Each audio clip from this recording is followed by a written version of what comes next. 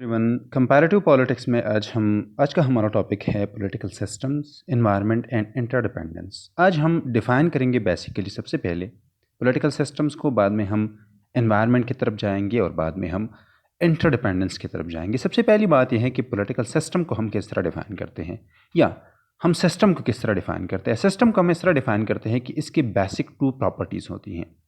पहला ये कि a set of interdependent parts, her system के पार्ट्स होते हैं, हर सिस्टम में सब सिस्टम्स होती हैं, इसके पार्ट्स होते हैं और वो पार्ट्स जो हैं वो एक दूसरे के साथ इंटरडिपेंडेंट होते हैं। और दूसरी तरफ ये है कि इस सिस्टम की बाउंड्रीज होती हैं फॉर इट्स एनवायरनमेंट, मतलब ये एक एनवायरनमेंट इसका इसका स्ट्रक्चर होता है, ये एग्जिस्ट करता है और बेसिकली इसकी भी बाउंड्रीज होती हैं। पॉलिटिकल सिस्टम जो है a particular type of social system है which is that is involved in the making of authoritative public decision। सबसे पहली बात यह है कि पॉलिटिकल सिस्टम वो सिस्टम है जो कि बेसिकली पब्लिक अथॉरिटेटिव डिसीजंस लेता है। मतलब ये है कि एक इस तरह सिस्टम, एक इस तरह सियासी निज़ाम वो निज़ाम है जिसकी जो जो लेता है सोसाइटी के लिए मुस्तकबिल के फैसले करता है।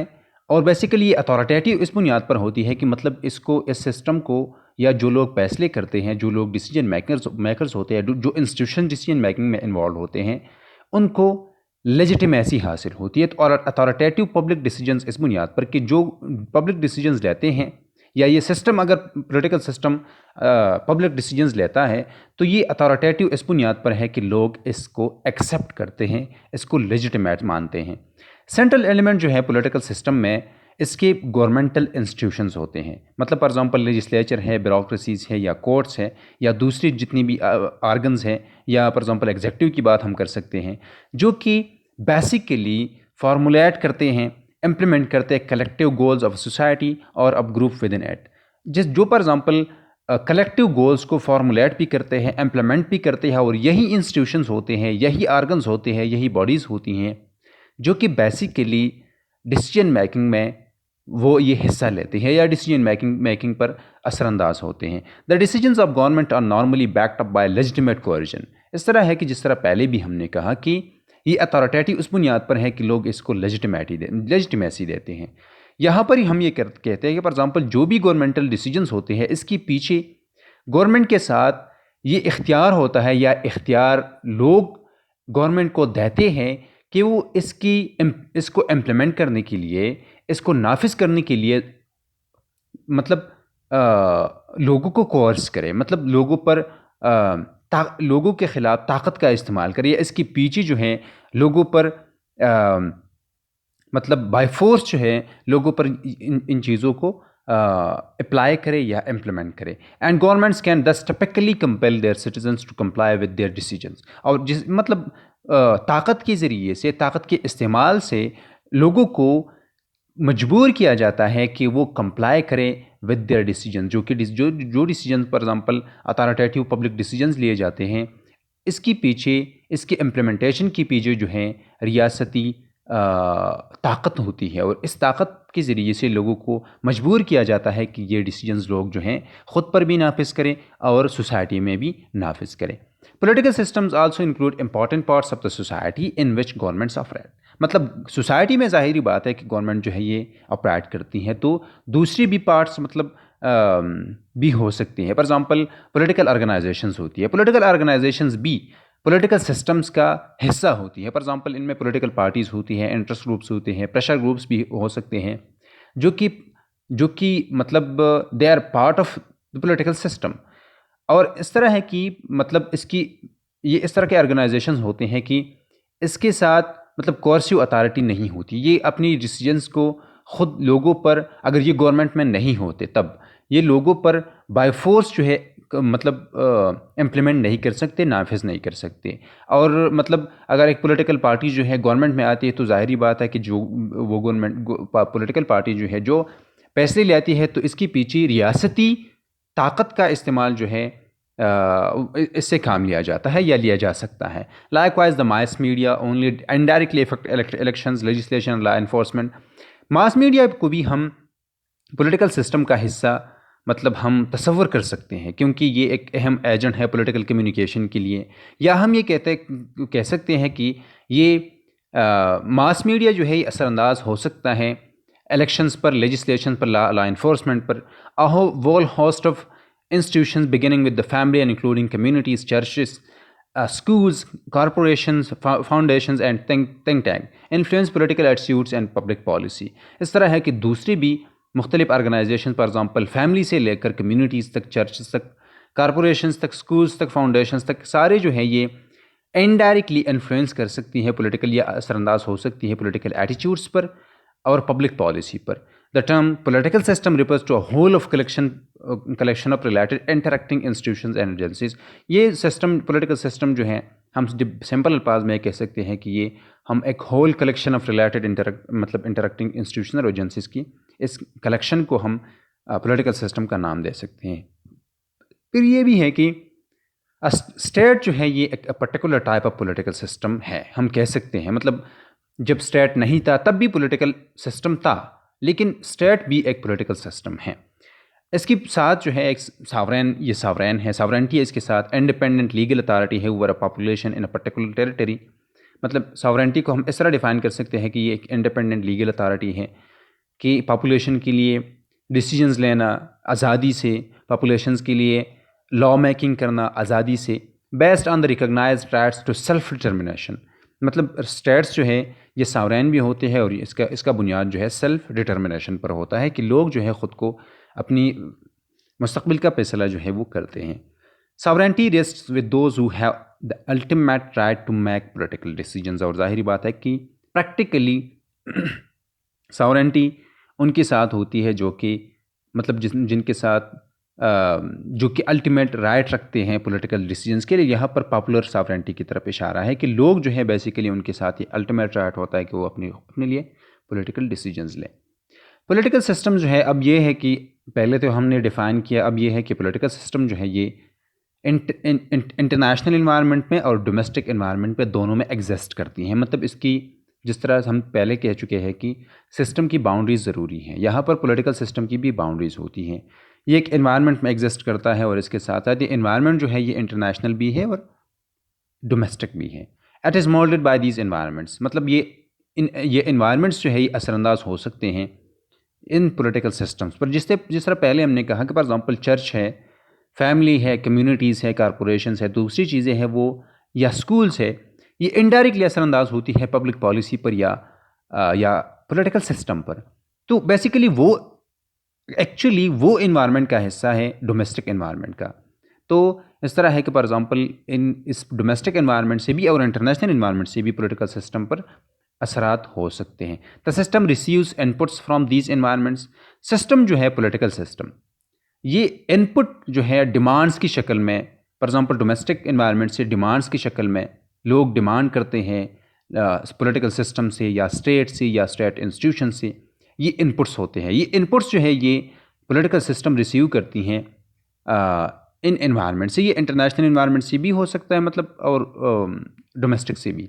It's policy makers attempt to shape them through its output. और ज़ाहिरी बात है कि फिर पॉलिटिकल सिस्टम के असरात हो सकते हैं एनवायरनमेंट पर, इंटरनेशनल पर भी और डोमेस्टिक पर भी। इन पॉलिसी मेकिंग पर, डिसीजन मेकिंग पर या लॉ मेकिंग पर, या जो लॉज बनते हैं, डिसीजन बनते हैं, पॉलिसीज़ बनती है, इसके असरात हो सकते हैं एनवायरनमेंट पर, एक्सटर्नल एनवायरनमेंट पर भी और इंटरनेशनल पर भी और डोमेस्टिक पर भी। इंटरनेशनल एनवायरनमेंट की अगर हम बात करें, एक्सचेंज अमंग कंट्रीज़ में वेरी इन मैनी वेज। मतलब एक्सचेंजेस के अगर हम बात करें पॉलिटिकल सिस्टम्स के दरमियान जो इंटरेक्शन होता है, फॉर एग्जांपल स्टेट, जिस तरह पहले हमने कहा कि फॉर एग्जांपल पाकिस्तान है और इंडिया है, दोनों जो है पॉलिटिकल सिस्टम्स रखते हैं। इन सिस्टम्स के दरमियान इंटरेक्शन हो सकता है। ये इंटरेक्शन जो है फॉर एग्जांपल ये डेंस भी हो सकता है और स्पैर्स भी हो सकता है। For example US Canadian relationship है, तो exemplify the dense end of the continuum in that they affect many of the citizens of these countries in significant ways, while US Nepal's relations are far sparser।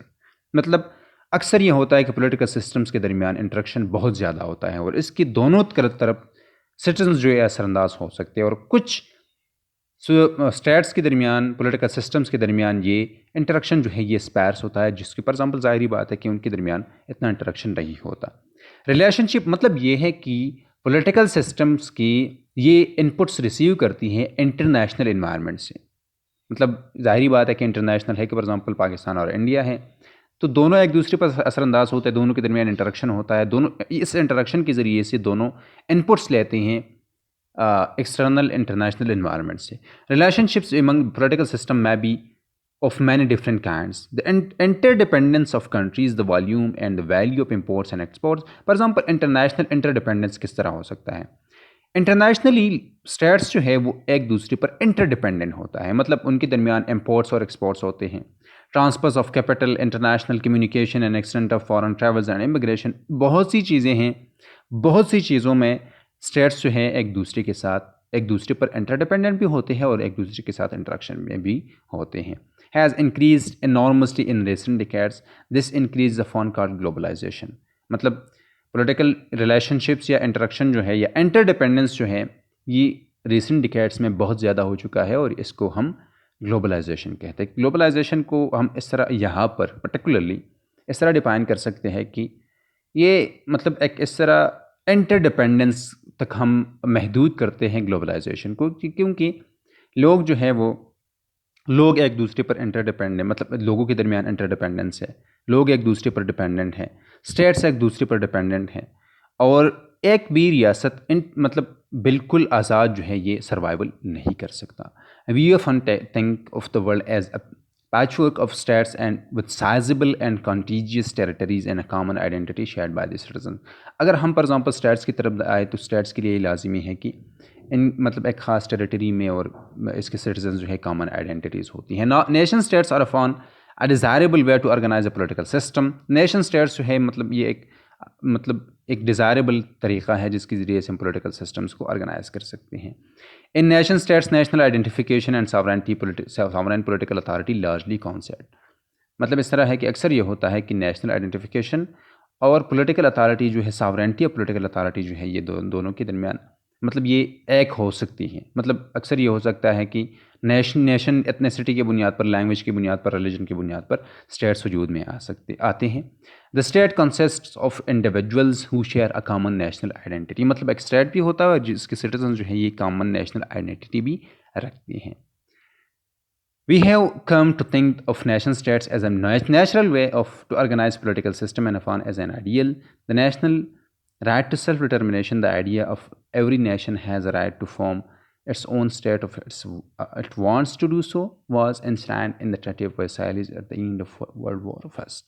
इस तरह है कि for example हम अब ये सोचते हैं कि नेशन स्टेट एक नेचुरल वे है जिसके ज़रिए से पॉलिटिकल सिस्टम्स को ऑर्गेनाइज़ किया जाता है। और इसके साथ जो पहले हमने राइट टू सेल्फ डिटर्मिनेशन की बात की, फॉर एग्जांपल कि लोग जो है जिस तरह चाहते हैं, जिस तरह वो उनकी मर्ज़ी है, उनका विल है, इसी तरह वो पॉलिटिकल सिस्टम्स को ऑर्गेनाइज़ कर सकते हैं, ख़ुद को मतलब एक आज़ाद रियासत का बुनियाद रख सकते हैं।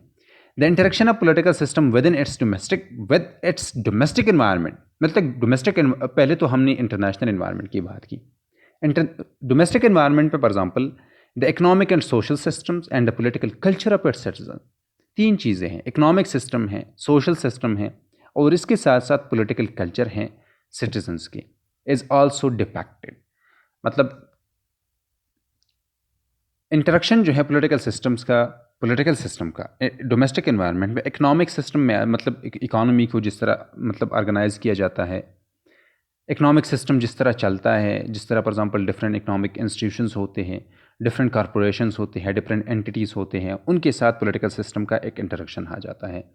इसके साथ साथ social system, for example family है, चर्च है, दूसरी जितनी भी सोशल इंस्टीट्यूशंस हैं, उनके दरमियान रियासत पॉलिटिकल सिस्टम का एक इंटरेक्शन आ जाता है। और इसके साथ साथ डायरेक्टली लोगों के साथ, और लोगों के साथ मतलब पॉलिटिकल कल्चर का मतलब ये है कि लोगों के साथ इंटरेक्शन आ जाना, कि पॉलिटिकल कल्चर ज़ाहिरी बात है कि इसके असरात हो सकते हैं या होते हैं पॉलिटिकल सिस्टम्स पर। जिस तरह पहले हमने कहा कि पॉलिटिकल सिस्टम इनपुट रिसीव करता है, तो इनपुट रिसीव करता है फॉर एग्जांपल सिटीजन्स थे, कॉमन सिटीजन्स से। इसके साथ साथ social system for example church से, दूसरी जितनी भी सोशल ऑर्गेनाइजेशंस होती हैं उनसे, या इकोनॉमिक सिस्टम से।